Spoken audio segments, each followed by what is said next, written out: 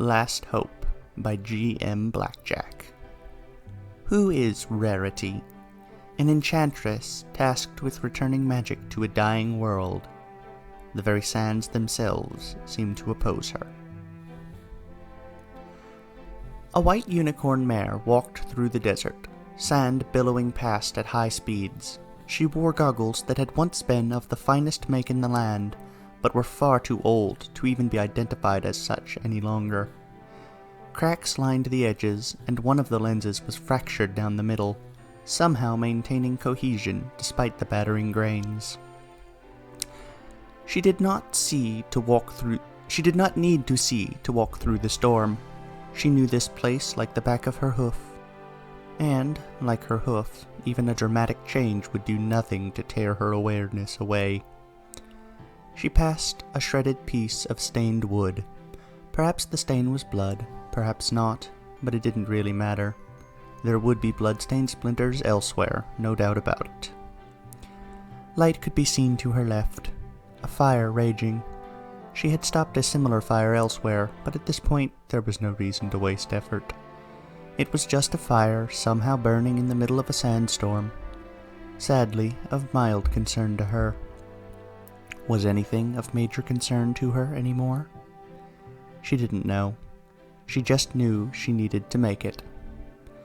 When she felt the sand under her hooves give way to cobbled stone, she knew she was close. She gingerly held a hoof out, feeling the sand scrape against her sole. The pain was minimal, though she would need to watch for her hoof splitting later. Then she found it, the runic pillar. Rising several meters into the air, the amber glow of the runes reacted to her presence, flashing a soft white. Her attention fell upon the largest rune on the pillar, 5 circles connected in a pentagon shape, each circle with a line that led to a larger central circle. That symbol mocked her, but she couldn't look away. Who is Rainbow Dash? Rarity woke up with a panicked gasp. Who is... What? She felt the need to remember her nightmare. She was convinced that it was... important. But for the life of her, she couldn't remember the other half of the question. Who is...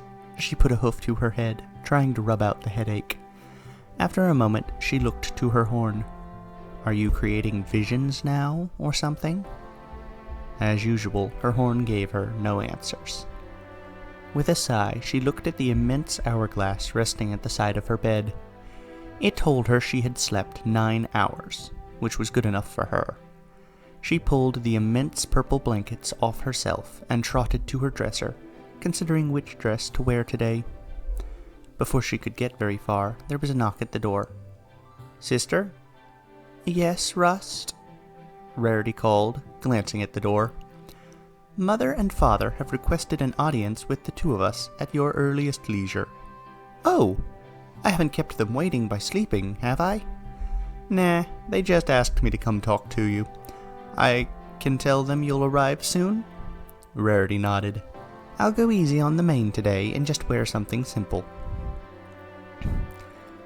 You know, not even princesses have to wear fancy dresses all the time. And princes should still dress up occasionally. Touché, my sister. See you then. Rarity could hear him trotting away from the door, his hooves clacking against the stone floor of the palace. Rarity kept her word. She put on a simple white dress with no frills to speak of, and quickly combed her mane. She trotted to the door, but then remembered her goggles. Her parents had gotten them for her recently, lenses of the finest craftsmanship money could buy, and frames studded with precious gems. She carefully placed them on her head, above her horn. It's almost as though I have a crown, Rarity mused. I hope Father will be pleased to see me like this. She slipped into her bronze royal shoes and trotted out into the grand hall. As usual, there was a Pegasus butler waiting to tend to her every need, but she dismissed him with a wave of her hoof. She could be doted on later. Her parents needed her. As she passed down the royal hallway, her eyes were drawn to one of the larger tapestries with a familiar symbol to her. 5 circles in a pentagon, with a 6th in the center. This symbol was common in the kingdom of Phoenicia, though the royal version had symbols within the circles. At the top, a violet starburst inside a horseshoe with wings and a triangle in the center. To the sides, a blue lightning bolt and a butterfly with a sword instead of a body. At the bottom, a gear with a leaf in it and a pen with magic explosions around it. In the center was her symbol, a diamond with a brilliant all-seeing eye. Usually she spent most of her time studying that, but today she felt drawn to the blue lightning bolt. She had no idea why. The symbols just represented aspects of magic, after all, and she wasn't experienced enough with her horn to identify which symbols meant what. Most ponies would have to wait for hours to enter the throne room, and that was only if they were important enough to warrant an audience with the royal couple. Rarity, being not only the princess but also the enchantress, could walk in whenever she wanted, save for private moments, and she knew that wasn't a concern right now. She trotted right in, taking up position next to her elder brother, Prince Rust. He wore nothing, as was his custom, but he managed to keep a dignity about himself that few ponies could. His features were chiseled, his eyes always observant, and his stance powerful. If only he weren't such an ugly brown, he might have luck with the noble mares of the kingdom. Rarity had offered to help him in the arts of charming a lady many times before, but he had refused, saying it wouldn't be genuine if she did. His loss. His tragic, tragic loss. Rarity and Rust bowed as one. "We have come as requested, your majesties." The king and queen of Phoenicia nodded in the curt way only old royalty could, which was mildly depressing, considering they were hardly past middle age. Already both of their faces were lined with wrinkles, a sign of many troubling and difficult times ruling. The king was of a rich hazel color, while the queen was a dark black. "Rise," the king said, lifting a hoof. His children did so, at first smiling in his direction. The smiles vanished when they saw that he was not only in a serious mood, but a dour one. "Rarity," the queen began, "your name is a literal one. You are the only unicorn in the world, the last enchantress. We are the last known lineage with any unicorn blood in us." "I am aware," Rarity said, with a solemn nod. "I am also aware that it is my duty to master spellcraft and restore magic to the world." She thought of the mark on her flank that matched the center of the tapestry. "It is my destiny." It is good to see you taking your role seriously, the king said. "Many would balk at having such a burden placed on them, but you have done nothing but strive as hard as you could." "The world needs healing," Rarity explained. "What would I be if I did not give my all to uncover the lost arts? In another generation or two, the world would be nothing but desert. I must give all I have. You have taken your role perfectly, proving that you were meant for it." The queen sighed. "We would love to be here to see it, but your father and I are not long for this world." Rarity put a hoof to her mouth, while Rust simply let out a depressed breath. "The drain affects all ponies," the king continued. "We have poured ourselves into ruling this nation, and we are being punished for it. Only you, Rarity, are resistant to the drain. When we are gone, you will need to have every tool at your disposal to fix this world, and this kingdom will need a stable future in that world. Which is why we have come to a difficult and unorthodox decision." "Rarity," the queen spoke with a motherly but firm tone, "we are giving you the birthright for the throne." Rarity gasped. Rust sputtered. "Mother!"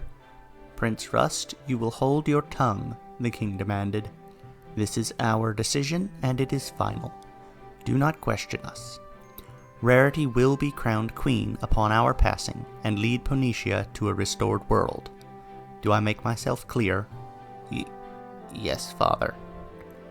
Rarity looked from her mother to her father, and knew she didn't have a choice. Just like she had been born a unicorn and been declared the savior of the world, she would have to become Queen of Phoenicia. There was nothing she could do about it, even if she wanted to help Rust. She had to respect the will of the crown. She bowed her head. I humble myself before you, for I am not worthy of such office. But as I have been declared the heir, I will strive to become worthy. The queen's expression softened. Rarity, you are the best possible pony to lead Phoenicia. I can rest, knowing I leave it in good hooves. Rust tried not to wince, but Rarity heard it anyway. You flatter me, mother. You flatter us by gracing our lineage, the king said. The last unicorn has come from the line of Thorn, and so shall magic itself. He paused. That is all. You are dismissed. Rarity and Rust bowed and left the throne. The moment they were alone in the hallway, Rarity turned to Rust with a concerned expression. His responding glare told her speaking would be unwise. They wordlessly went their separate ways. Queen Rarity held her scepter in her hoof and sat down in her throne. She had chosen the larger throne of the king as her seat. For now she was Phoenicia's only ruler, and it simply would not do to have her regulated to the secondary throne. If she had been any other mare, the people would have demanded she get a husband to become the actual king because of tradition. But she was the enchantress. Her ponies were more than happy to let her be in charge, simply because of her destiny. She would save them all. No pressure. To be fair, she didn't really feel pressured. She had lived her entire life with the knowledge that she would be called to return magic to the dying world. She wasn't stressed any more than usual about the hope of her ponies. The grimace on her face had another reason for gracing her features. Send for my brother, Rarity said. Right away, your highness. It did not take long for Rust to shakily tread into the room, head down. Oh good, you didn't run, Rarity said, letting out a sigh of relief. I don't think I could have saved you if you did that. Rust looked up at her in confusion. Excuse me? You are aware of our history and tradition. Any king who rises to the throne is expected to do away with his brothers, one way or another. Even though I am queen, naturally I should take care of the one threat to my reign. Her grimace softened. I'm not going to do that, Rust. I want you at my side. Rust looked up at her in surprise. Are you sure? Yes, absolutely, Rarity smiled. I cannot make you king, for that would be improper, but with my unique situation I can refrain from getting a king, so you can have a suitable title of rule. I hear the old societies had a role called Prime Minister? She stepped out of her throne to meet Rust on equal terms. You can be second only to me. In theory, I would prefer equals, but our parents' wishes must be respected, and the kingdom needs an absolute ruler. Rust's fearful look had become a slack jaw. Rarity giggled. Do fix your face. That expression is unbecoming of a prime minister. And what exactly is becoming of a prime minister? Looks like you get to decide that, even if it means, she twisted her face in mock disgust, not wearing regal robes all the time. Oh, so it's significantly better than being king? Rarity rolled her eyes. Of course you'd think that. She pulled her brother into a hug. Thank you for staying and trusting me. To be honest, I had partially wondered if taking the throne turned ponies into some kind of heartless monster. If it does, my magic keeps me immune, as it does with so many other things. Rarity released Rust from the hug. Now, dearest brother, I believe we have policies to discuss. How are we going to get the nobles to accept this? Royal decree should do it. Well, yes, but we need to word it in such a way that it won't light their fancy little parliament on fire. Strange. That was my second suggestion. Rust grinned and raised his eyebrows. Rarity laughed. I miss being able to just talk to you. I missed not fearing for my life, but, your struggles are important too. Rarity nodded, going back to the throne. You can have the Queen's throne, if you wish, though I find myself wondering if you can suffer the indignity of such a frilly cushion. My first decree as Prime Minister will be to have it replaced. Priorities in order, I see. Ah, sister, Rust called, galloping across the palace halls to greet her. The skirmishes with the northern tribes have gotten worse. We should... He paused when he realized there was a Pegasus filly on her back. Rarity? Rarity levitated the filly off her back with her magic. This is Flitbit. Isn't she the cutest? Hi, Prime Minister, sir, Flit said, bowing in midair. You're even cooler up close. Rust ignored her. Why have you brought another filly into the palace? We talked about this. Rust, please. We're the royal family. We can bring whoever we want into the palace. Plus, this filly's family has been going through some rough patches lately. I met them in the lower city when I was restoring some of the gardens. Had lunch with them, gave them some assistance. Flit here is, you gave more of the treasury away to random farmers. Rarity nodded. Of course I did. It's not like we're using it for much. We might have a war soon. Rarity sighed, setting Flit down. Flit, why don't you go with Aereo here? He's a great butler and can show you the kitchen. Turning to the Pegasus butler, she added, give her some ice cream or something. As soon as they were out of range, Rarity glowered at Rust. You know as well as I do that we have excess money to run the army should it be required. We also own 17 estates in different cities we never use. In an emergency, those can be sold. But if you travel abroad, there are such things as hotels, Rust. Cheaper to maintain, too, if you can believe it. She waved a hoof dismissively. Look, the point is, I'm restoring the world around us. And to do that, I need to be around the common ponies. I understand that, and I can see the increase in food production since you started returning power to the Earths. But you're disgracing our royal lineage by associating us as equals. I associate with you as an equal, Rarity pointed out. We're kin. Rust, I'm not stupid. Rust cocked his head. What? I know it's possible to have hidden racial traits within a bloodline, but I'm a graceful white mare with thin, delicate hooves and bright blue eyes.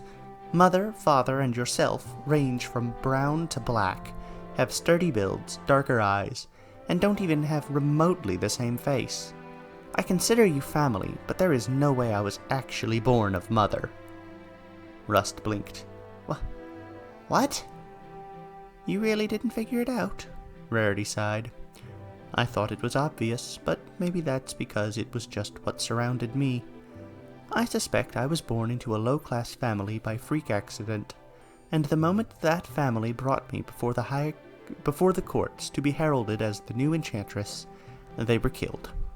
Then it was said I was the daughter of royal lineage, raised as a princess. After all, it wouldn't do to have the enchantress come from a bloodline that wasn't royal, would it? Rust looked like he wanted to argue, like he wanted to affirm that she was his sister, but he couldn't. Rarity hugged him. Rust, I've known this for years, since before Mother and Father's passing. It does not, and never has, made me treat you any differently. You are still my brother. Family is more than blood ties. She released him. We will discuss the problem with the northern tribes in court tonight.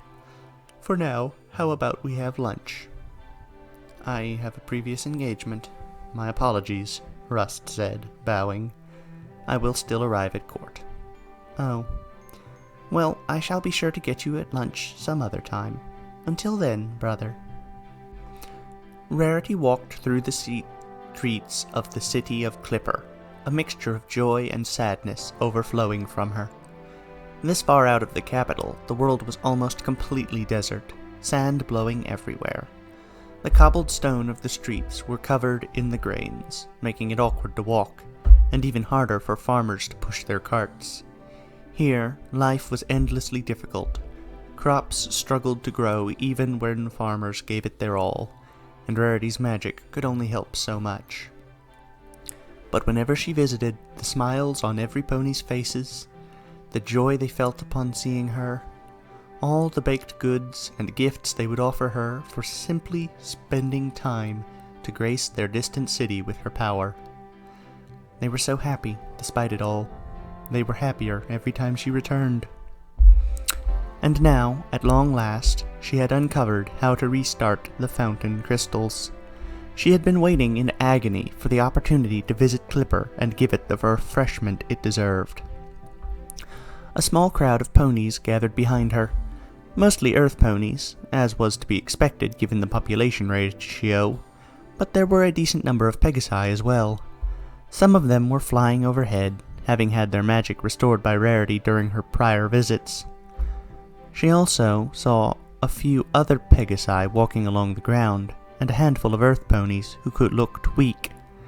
How she wanted to stop and give them the spark of life they were missing. But she couldn't. Not yet. She had a bigger mission first, a mission the entire crowd desperately anticipated.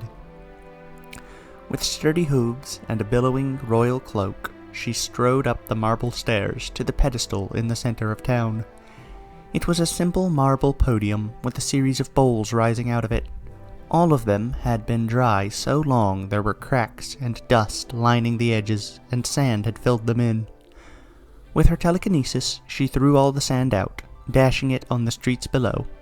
She kneeled down as far as she could, looking at the base of the bottommost bowl. A small blue crystal lay on the bowl's underside, devoid of any magical spark. It was time to fix that.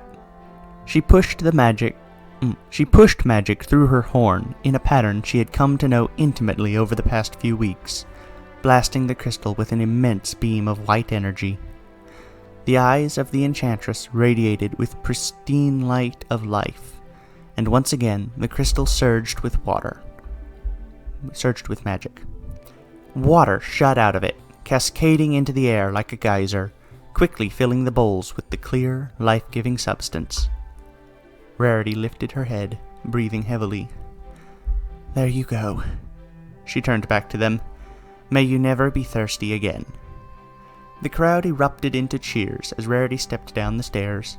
She began using what magic she had left to restore the personal magic of Pegasi and earth ponies all around, touching her horn to their heads and letting out a soft pulse of energy. Soon, ponies were flying, dancing, laughing, drinking. "Your Highness, urgent message." Rarity turned to the Royal Pegasus Messenger, looking at her with concern. "Yes, relay." "The northern tribes have executed an organized attack on our border. We're at war." Rarity's pupils shrunk to pinpricks. She turned to the other Pegasi. "I do not have enough magic to teleport all the way back to the Crown City. Please, assist your queen, get your strongest flyers, hook up a carriage, and take me there as soon as possible." "Right away," the Pegasi shouted, rushing away in a burst of air. "War," Rarity said, shaking her head. "Poncia has been the only nation for centuries. We haven't had a war since Griffonia fell." Rarity furrowed her brow, looking at a map of Poncia.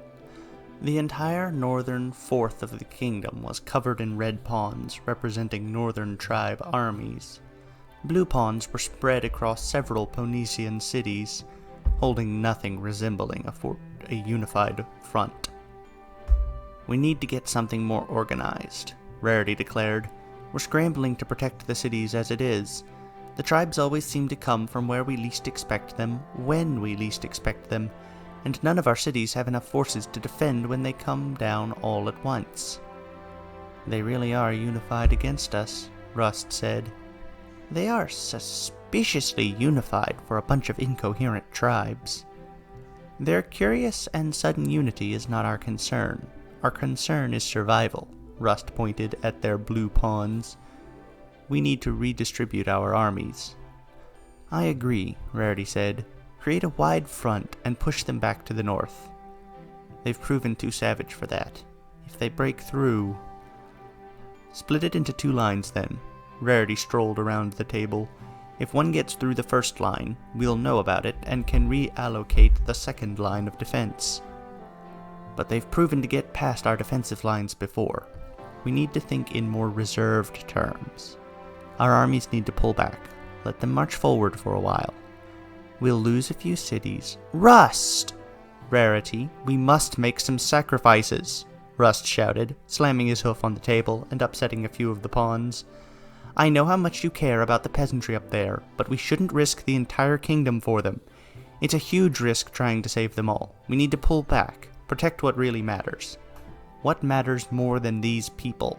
You! You're the enchantress, the bringer of magic. Rust waved his hooves. We can't afford to lose this war, not only for the sake of Poncia, but for all the ponies in the world, including these tribes. Rarity bit her lip.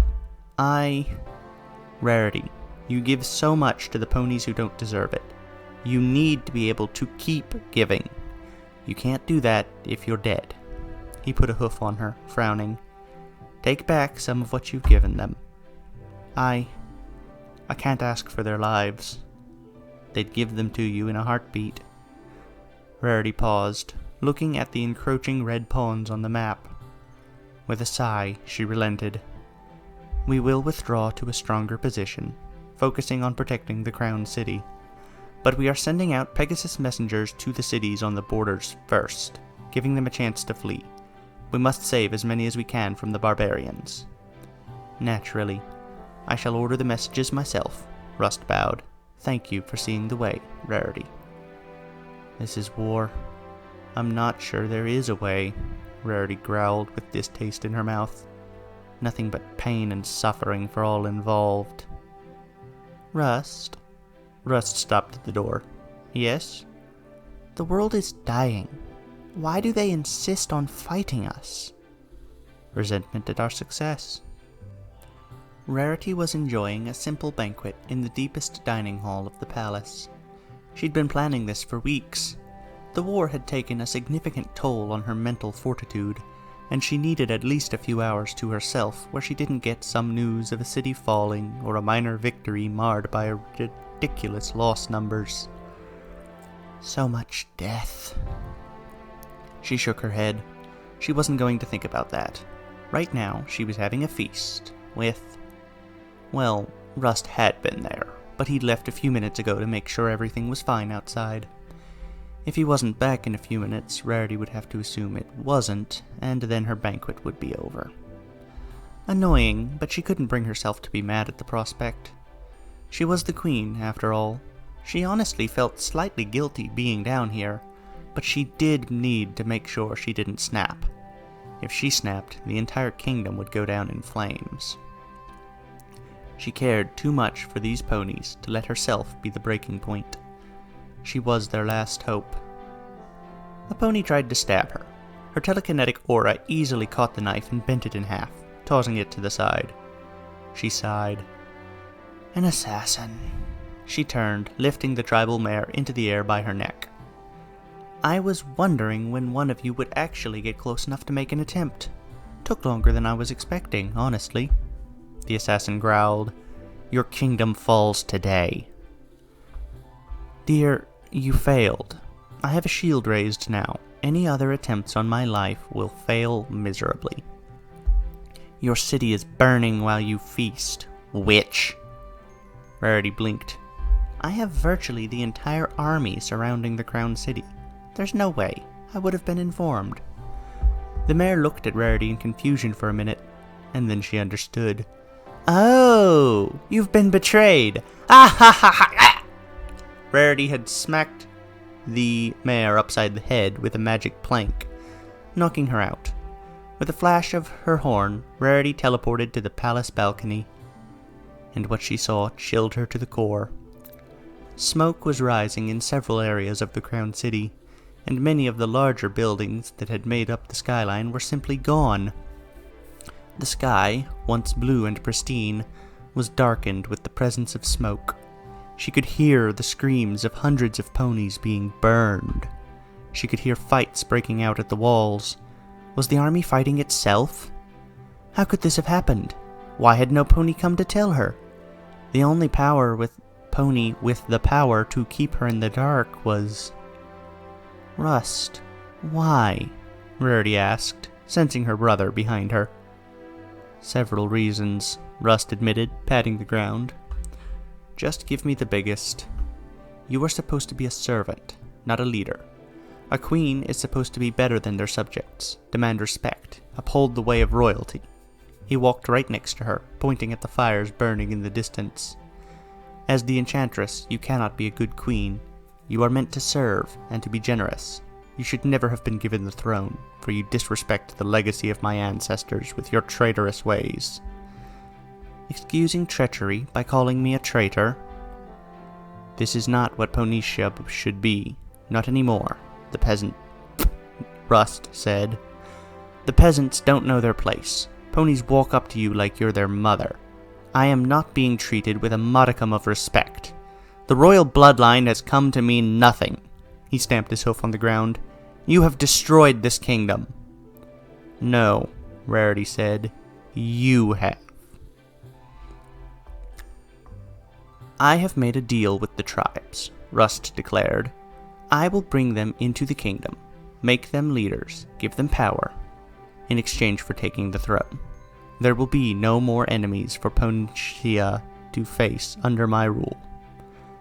But the tribes, the barbarians, we've met their leaders. We've tried to talk peace. They'll be cruel. To the peasantry. To the ponies! That's not your problem, Rust shouted, pointing at Rarity's snout. You think the peasantry are like us? They are not! I am a peasant, Rust! You do not know which bloodline you come from. I suspect your bloodline is separate from all others, regardless. The servant of all. And what are you going to do to me? Rarity asked. Kill me?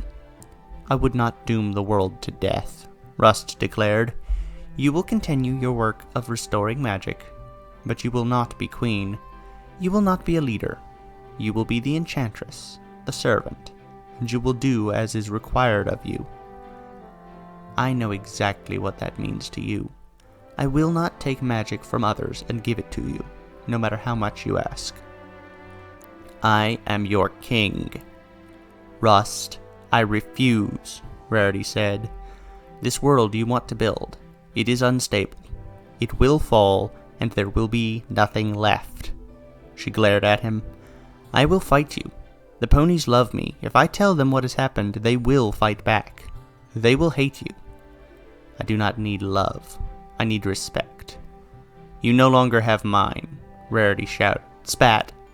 I will never go along with this destruction of life. You are a fool, Rust. It is you who are the fool, Rust shouted. Don't you see? The world will crumble if I do not take control. If you do not serve me, everything will die. If you care at all about restoring the world, you will not resist. Rust, your way will destroy the world in a different way. Under you, I would not be restoring magic. I would be killing it. Rust stamped a hoof on the ground. To Tartarus with magic, then. Maybe we can live without it. He took out a blade Rarity had enchanted for him several years ago. I want you under me, enchantress. Not sister? My parents made a mistake raising you as one of them. He charged. Rarity grabbed the blade in her telekinesis and stabbed him through the chest with it, tears rolling down her eyes. I'm sorry. Rust gurgled, crumpling to the ground. Rarity swallowed hard. If you're still here, the tribes will take over and... The Poncia has fallen, Rust managed. Yes, Rarity admitted, kneeling down and stroking his mane. It has. But I will go to one of the remaining cities. I will rebuild. The world will not die with you, Rust. You disgrace. I am a disgrace to a way of life that needed to die long, long ago. With a final breath, Rust breathed his last. Despite the war going on in the city, she walked back to the palace, his dead body in her telekinesis. She found one of the Pegasus messengers. Find the commander of the army. Tell him Prime Minister Rust betrayed us, and that the Crown City is no more. He should take all his forces to the city of Fetting. Yes, Your Majesty. The Pegasus flew away. Rarity teleported herself down to the royal tombs, where numerous stone caskets lay, all filled with the bones of royal ponies. Earth ponies. Every last one of them. Not even a single Pegasus. She walked to the back, where there were 2 open caskets. She laid Rust down in one, covering him with the stone cover. Traditionally, when a royal died, a prayer to the gods was spoken over them. Rarity did this, invoking the name of Jupiter, even though she knew full well the gods had abandoned ponies long ago. Before she left, she looked to the casket that was intended to be hers. A lavish thing, decorated with crystals and magic ornaments, made to be a final resting place for the mare that saved the world. She used a surge of her magic to destroy the casket, rejecting her position among the royals, but not as the enchantress. I haven't saved it yet, she thought, trotting away. She teleported her goggles to her face and left, leaving all her regal dresses and riches behind without a second thought. But I will. One way or another, I will rebuild. The unicorn that had once been queen laughed at the memory. Rebuild? Right. Oh, if only it were that simple. She removed her hoof from the runic pillar. The sandstorm had stopped, leaving only clear skies and suffocating heat. And now she could see the devastation around her. Charred buildings half buried in sand, dead ponies sticking up out of red patches, and bloodied weapons thrown everywhere. The worst part? The ponies had done this to themselves. She had built them up, brought them out of the ashes of the desert, and made a small society. She had led them to heights none of them had ever dreamed. But their greed had been too much. Simple, petty greed and a lust for power. It consumed a select few individuals, and that was enough to bring the entire society crashing down. Rebuild, Rarity told herself. Rebuild. You are the last hope. You must rebuild. The thought didn't fill her with determination that it once had. It just sat there, lethargically poking at her, barely able to suggest that maybe this time it would be different. If rebuilding society directly was going to work, it would have worked already. She angrily gestured out at the carnage before her. This is the 5th time! The 5th time! Fetting worked, then it fell. The tribal lands worked, then they fell. The oasis was great, beautiful, and it fell. And here we are, now, again, fallen. I'm a constant failure. The world doesn't want me to restore it. It wants to die. So much pain. Rarity shut her eyes tight, squeezing out a few tears into her goggles. She turned back to the runic pillar, causing it to flash white once again. I just want it to end. I want it to be done. She laid her hoof on the runes. Can't you just let me pour myself into you? End the curse, then it could be over. I could be done. I could end. The runes made no response.